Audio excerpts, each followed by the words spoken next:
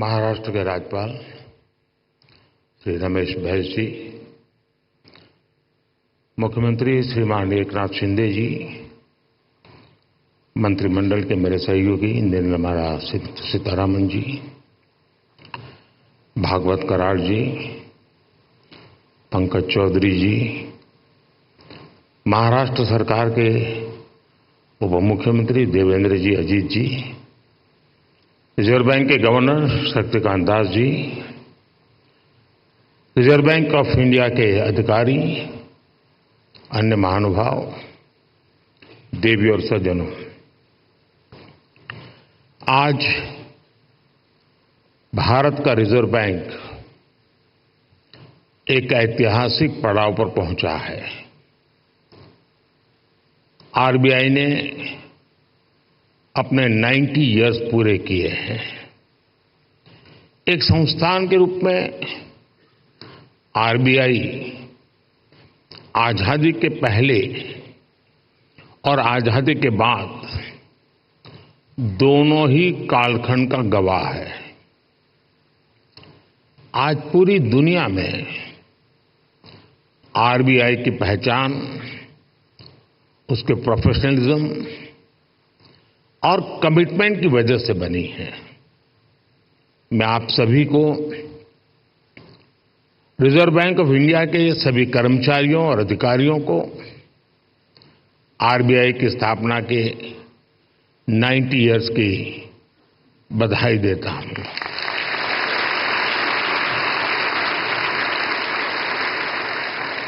और इस समय जो लोग आरबीआई से जुड़े हैं उन्हें मैं बहुत सौभाग्यशाली मानता हूं। आज आप जो नीतियां बनाएंगे, जो काम करेंगे, उनसे आरबीआई के अगले दशक की दिशा तय होगी। ये दशक इस संस्थान को उसके शताब्दी वर्ष तक ले जाने वाला दशक है। और ये दशक विकसित भारत की संकल्प यात्रा के लिए भी उतना ही अहम है। और इसके लिए जैसा आप लोगों का मंत्र है, आरबीआई को तेज ग्रोथ को सर्वोच्च प्राथमिकता देते हुए ट्रस्ट और स्टेबिलिटी पर भी उतना ही फोकस करना है। मैं आरबीआई को उसके लक्ष्यों और संकल्पों के लिए भी शुभकामनाएं देता हूं। साथियों, आप सभी अपनी फील्ड के एक्सपर्ट्स हैं। आप जानते हैं कि देश की अर्थव्यवस्था,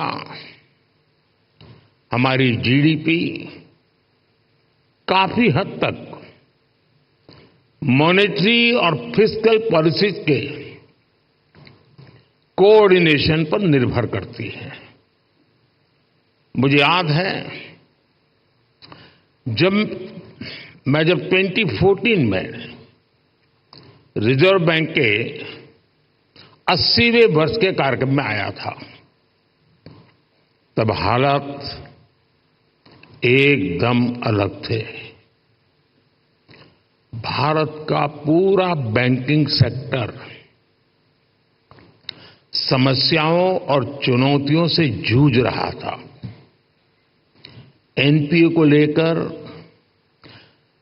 भारत के बैंकिंग सिस्टम की स्टेबिलिटी और उसके भविष्य को लेकर हर कोई आशंका से भरा हुआ था।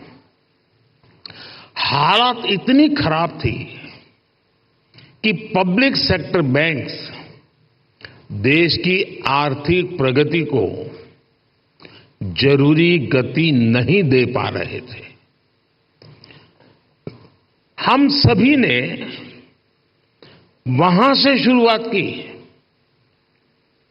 और आज देखिए आज भारत के बैंकिंग सिस्टम को दुनिया में एक स्ट्रांग और सस्टेनेबल सिस्टम माना जा रहा है।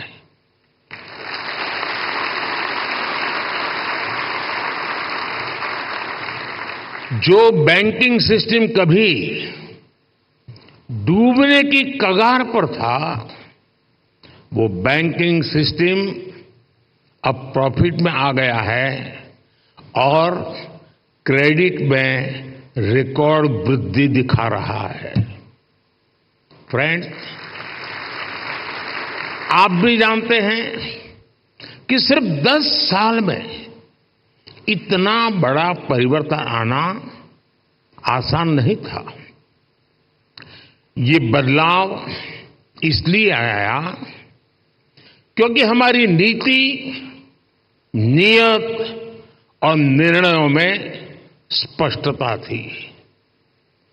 ये बदलाव इसलिए आया क्योंकि हमारे प्रयासों में दृढ़ता थी, ईमानदारी थी।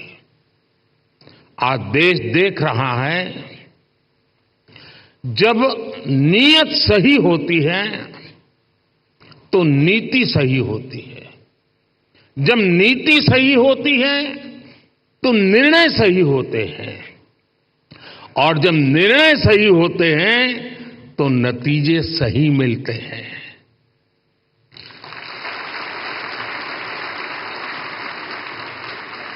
इन शॉर्ट, मैं यही कहना चाहता हूं, नियत सही तो नतीजे सही।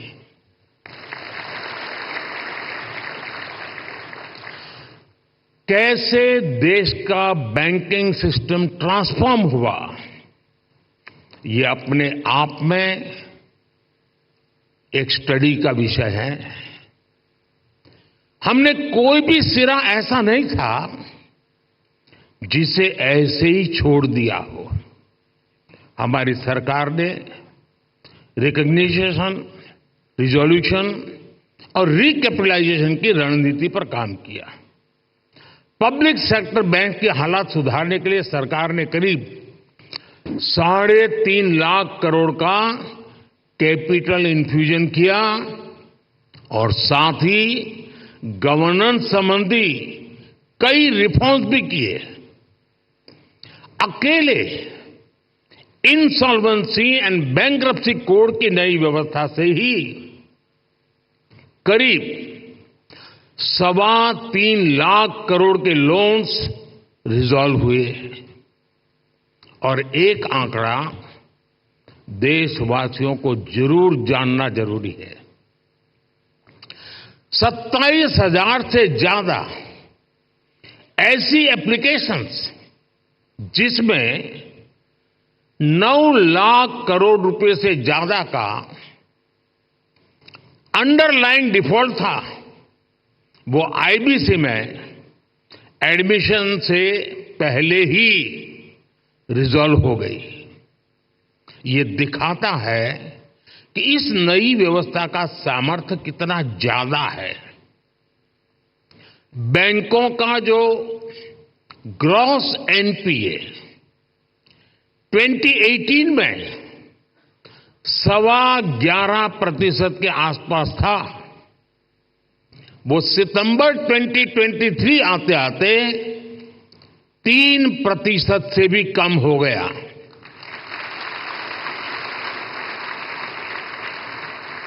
आज ट्विन बैलेंस शीट की समस्या अतीत का हिस्सा हो चुकी है।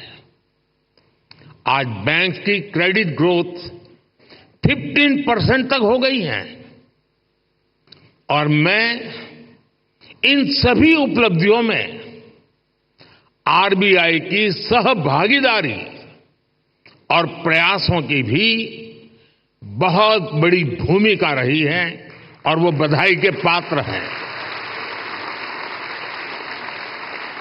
साथियों, आरबीआई जैसे संस्थान के बारे में चर्चा अक्सर फाइनेंशियल डेफिनेशन और कठिन टर्मिनोलॉजीज तक ही सीमित रह जाती है।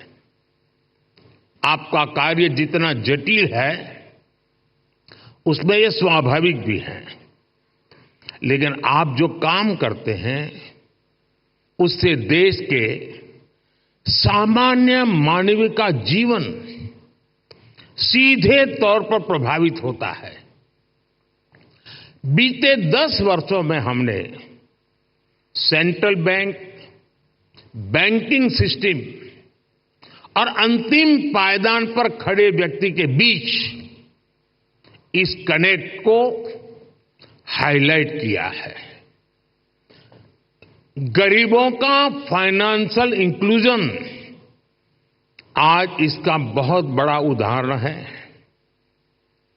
आज देश में 52 करोड़ जनधन खाते हैं। इनमें भी 55% से ज्यादा खाते महिलाओं के नाम पर है।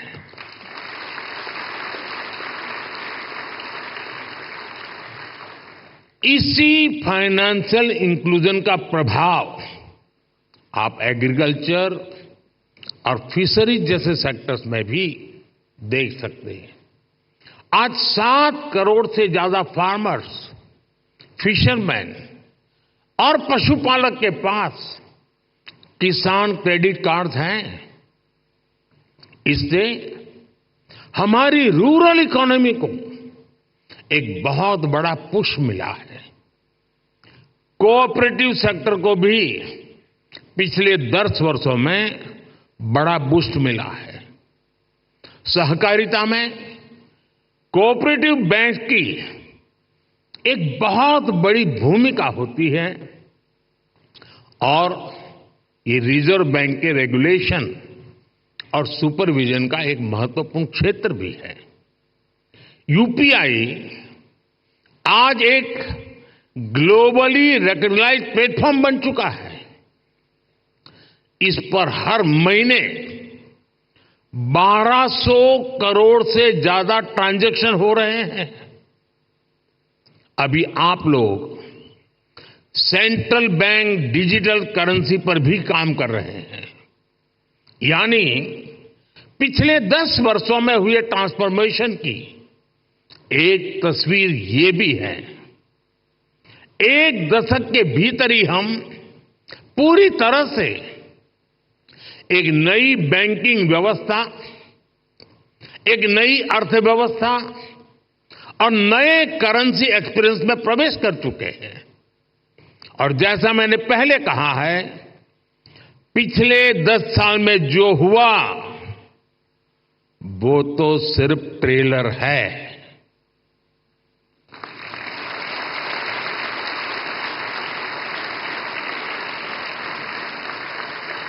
अभी तो बहुत कुछ करना है। अभी तो हमें देश को बहुत आगे लेकर जाना है। साथियों, बहुत जरूरी है कि हमारे पास अगले 10 साल के लक्ष्य बिल्कुल स्पष्ट हो। हमें मिलकर अगले 10 साल में डिजिटल ट्रांजैक्शन की संभावनाओं को विस्तार देना होगा। हमें कैशलेस इकोनॉमी से आ रहे इन बदलावों पर नजर भी रखनी होगी। हमें फाइनेंशियल इंक्लूजन और एम्पावरिंग एफर्ट्स को भी और बेहतर करना होगा। साथियों, इतनी बड़ी जनसंख्या की बैंकिंग नीड्स भी अलग अलग हो सकती है। कई लोग फिजिकल ब्रांच मॉडल को पसंद करते हैं, कई लोगों को डिजिटल डिलीवरी पसंद होती है। देश को ऐसी नीतियां बनाने की जरूरत है जिससे ईज ऑफ डूइंग बैंकिंग बेहतर हो और सभी को उनकी जरूरत के अनुसार क्रेडिट एक्सेस मिल सके। डीपीआई के क्षेत्र में भारत को अग्रणी बनाने के लिए हमें आर्टिफिशियल इंटेलिजेंस, मशीन लर्निंग की निरंतर मदद लेनी चाहिए। भारत की प्रगति तेज गति से हो, इंक्लूसिव हो, सस्टेनेबल हो, इसके लिए रिजर्व बैंक को लगातार कदम उठाते रहने होंगे। एक रेगुलेटर के तौर पर आरबीआई ने बैंकिंग सेक्टर में रूल बेस्ड डिसिप्लिन और फाइनेंशियली प्रूडेंशियल प्रैक्टिसेस को सुनिश्चित कराया है, लेकिन इसके साथ ही ये भी आवश्यक है कि आरबीआई विभिन्न सेक्टर्स की भविष्य की जरूरतों का आकलन करते हुए अभी से तैयारी करे, बैंकों को प्रोत्साहित करे, प्रोएक्टिव कदम उठाए। मैं आपको विश्वास दिलाता हूं कि सरकार आपके साथ है।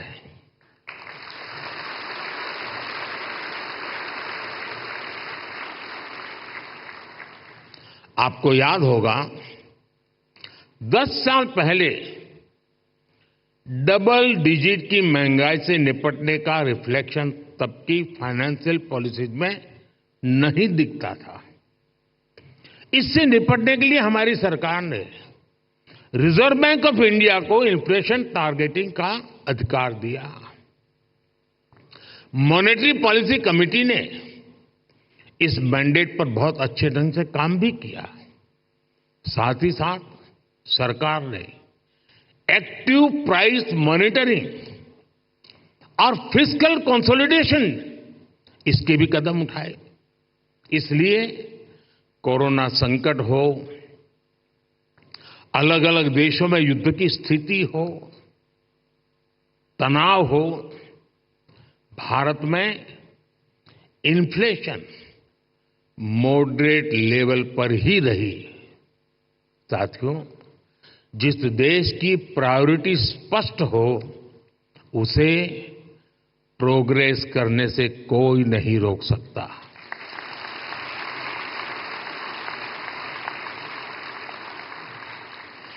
हमने कोरोना के दौरान फाइनेंशियल प्रूडेंस की चिंता भी की और सामान्य नागरिक के जीवन को भी सर्वोच्च प्राथमिकता दी। यही वजह है कि भारत का गरीब, भारत का मिडिल क्लास उस आपदा से उबरकर अब अर्थव्यवस्था को गति दे रहा है।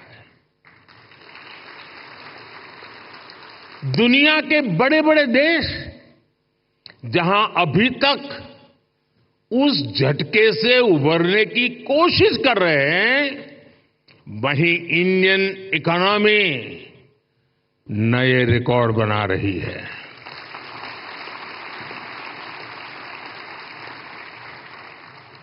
भारत की सफलता को आरबीआई वैश्विक स्तर पर ले जा सकता है। इन्फ्लेशन कंट्रोल और ग्रोथ में एक बैलेंस बनाना किसी भी डेवलपिंग कंट्री की बहुत यूनिक जरूरत होती है। इससे निपटने के लिए कौन कौन से मॉनेटरी टूल्स हो सकते हैं, इसके बारे में सोचना बहुत आवश्यक है। आरबीआई इसके लिए एक मॉडल बनकर ग्लोबल लीडरशिप की भूमिका निभा सकता है। और ये बात मैं 10 साल के अनुभव के बाद कहता हूं, और ये बात दुनिया को निकट से जानने समझने के बाद कह रहा हूं। और इससे पूरे ग्लोबल साउथ को बहुत बड़ी मदद मिल सकती है। फ्रेंड्स, अगले 10 साल के टारगेट तो तय करते हुए हमें एक बात और ध्यान रखनी है, वो है भारत के युवाओं की एस्पिरेशंस। भारत आज दुनिया के सबसे युवा देशों में से एक है। इस युवा एस्पिरेशंस को पूरा करने में आरबीआई का अहम रोल है। बीते 10 साल में सरकार की पॉलिसीज की वजह से नए नए सेक्टर्स बने हैं। इन सेक्टर्स में देश के युवाओं को नए अवसर मिल रहे हैं। आप देखिए, आज ग्रीन एनर्जी जैसे उभरते हुए क्षेत्रों का विस्तार हो रहा है। सरकार सोलर एनर्जी और ग्रीन हाइड्रोजन जैसे सेक्टर्स को प्रमोट कर रही है। आज देश में इथेनॉल ब्लेंडिंग को लगातार बढ़ाया गया है। डिजिटल टेक्नोलॉजी में आज भारत एक प्राइम प्लेयर बनकर उभरा है। हमने स्वदेशी 5G टेक्नोलॉजी पर काम किया है।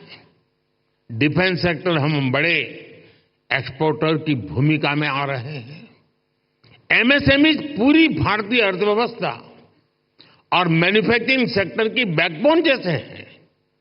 ऐसे सारे सेक्टर्स में अलग अलग तरीके के कर्ज की जरूरत होती है। कोरोना के समय हमने एमएसएमई सेक्टर के लिए जो क्रेडिट गारंटी स्कीम बनाई, उसने इस सेक्टर को बहुत बड़ी शक्ति दी थी। रिजर्व बैंक को भी आगे out of the box policies के बारे में सोचना होगा। और मैंने देखा है हमारे शक्तिकांत जी आउट ऑफ बॉक्स सोचने में माहिर है।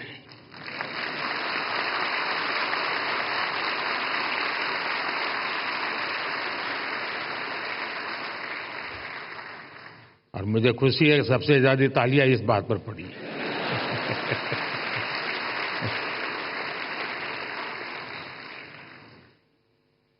विशेषकर नए सेक्टर्स में हमारे युवाओं को पर्याप्त क्रेडिट अवेलेबिलिटी मिले, ये सुनिश्चित किया जाना बहुत जरूरी है। साथियों, 21वीं सदी में इनोवेशन का बहुत महत्व रहने वाला है। सरकार इनोवेशन पर रिकॉर्ड इन्वेस्ट कर रही है। आपने देखा है, अभी अभी हमने जो इंटरिम बजट दिया, उसमें इनोवेशन के लिए 1 लाख करोड़ रुपए का रिसर्च फंड भी बनाया है। कटिंग एज टेक्नोलॉजी पर जो प्रपोजल आएंगे, जो लोग इस क्षेत्र में काम करना चाहते हैं, हम उनके लिए कैसे प्रिपेयर हो, ये सोचना बहुत आवश्यक है। और आरबीआई को अभी से सोचना चाहिए कि वो कैसे उनकी मदद करेगा। हमें ऐसे लोग पहचानने होंगे, हमें ऐसी टीम्स बनानी होगी जो परंपरागत कारोबार हैं, जो आने वाले विषय हैं, हमें उन्हें लेकर एक्सपर्टीज डेवलप करनी चाहिए। इसी तरह स्पेस सेक्टर ओपन हो रहा है। इसमें नए नए स्टार्टअप्स आ रहे हैं, तो उनको क्रेडिट के लिए किस तरह का सपोर्ट चाहिए, ये हमें देखना होगा। इसी तरह भारत में एक सबसे बड़ा क्षेत्र नया पूरी ताकत के साथ आ रहा है, वो है टूरिज्म सेक्टर। टूरिज्म सेक्टर भी बढ़ रहा है और पूरी दुनिया भारत आना चाहती है, भारत देखना चाहती है, भारत समझना चाहती है। अभी कहीं मैंने पढ़ा था, जो ये टूरिज्म के एक्सपर्ट होते हैं, उनका कहा है कि आने वाले वर्षों में रिलीजियस टूरिज्म में दुनिया का सबसे बड़ा कैपिटल अयोध्या बनने वाला है।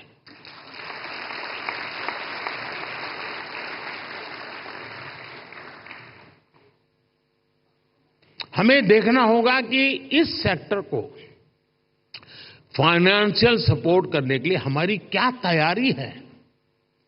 जो देश में नए नए सेक्टर्स बन रहे हैं, हमें उनमें अभी से एक्सपर्टीज डेवलप करनी चाहिए और उनको हम कैसे सपोर्ट करेंगे, इस पर भी पहले से मंथन होना चाहिए। अभी 100 दिन मैं चुनाव में बिजी हूं, तो आपके पास भरपूर समय है। आप सोच के रखिए, क्योंकि शपथ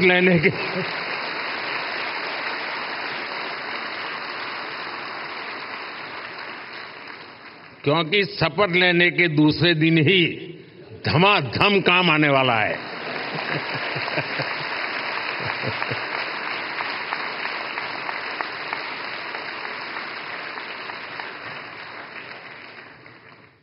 साथियों, हम लोगों ने फाइनेंशियल इंक्लूजन पर बहुत काम किया है, डिजिटल पेमेंट पर बहुत काम किया है।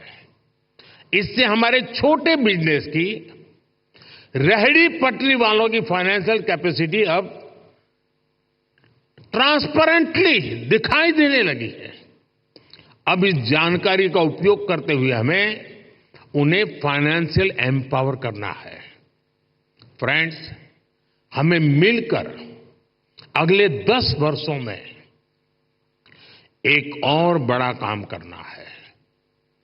हमें भारत की आर्थिक आत्मनिर्भरता को बढ़ाना है। हमें कोशिश करनी है कि हमारी इकोनॉमी दुनिया के संकटों से कम प्रभावित हो। आज भारत ग्लोबल जीडीपी ग्रोथ में 15% के साथ ग्लोबल ग्रोथ का इंजन बन रहा है। इन स्थितियों में ये प्रयास होना चाहिए कि हमारा रुपया पूरी दुनिया में ज्यादा एक्सेसिबल भी हो, एक्सेप्टेबल भी हो। एक और ट्रेंड जो बीते कुछ वर्षों में पूरी दुनिया में देखने को मिला है, वो है बहुत ज्यादा आर्थिक विस्तार और बढ़ता हुआ कर्ज। कई देशों का प्राइवेट सेक्टर डेट तो उनकी जीडीपी के 2 गुने तक पहुंच गया है। कई देशों का डेट लेवल उस देश के साथ साथ पूरी दुनिया की अर्थव्यवस्था को प्रभावित करता है। रिजर्व बैंक को इस पर भी एक स्टडी करनी चाहिए।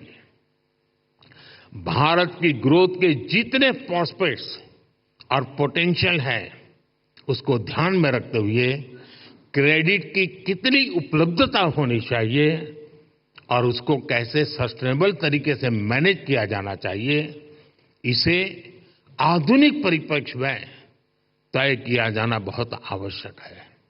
साथियों, देश के लिए जरूरी प्रोजेक्ट्स को फंडिंग देने के लिए हमारी बैंकिंग इंडस्ट्री को उसके आगे बढ़ना भी उतना ही जरूरी होगा। और इस आवश्यकता के बीच आज कई मोर्चों पर चुनौतियां भी हैं। एआई और ब्लॉकचेन जैसी नई तकनीकों ने बैंकिंग के तरीकों बदला है, पूरा तरीका बदल गया। बढ़ती डिजिटल बैंकिंग की व्यवस्था में साइबर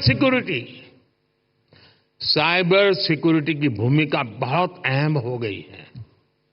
फिनटेक में होने वाले नए इनोवेशंस बैंकिंग के नए तरीके बनाने जा रहे हैं। ऐसी परिस्थितियों में देश के बैंकिंग सेक्टर में, उसके स्ट्रक्चर में क्या बदलाव जरूरी है, इस पर हमें सोचना होगा। इसमें हमें नए financing, operating and business models की आवश्यकता हो सकती है। ग्लोबल चैंपियंस की क्रेडिट जरूरतों से लेकर रेहड़ी पटरी वालों तक की जरूरत को, कटिंग एज सेक्टर से लेकर ट्रेडिशनल सेक्टर्स तक की जरूरतों को हम पूरा कर सकें, ये विकसित भारत के लिए बहुत जरूरी है।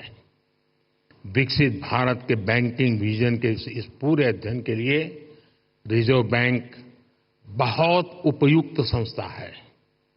आपके ये प्रयास 2047 के विकसित भारत के निर्माण के लिए बहुत अहम होंगे।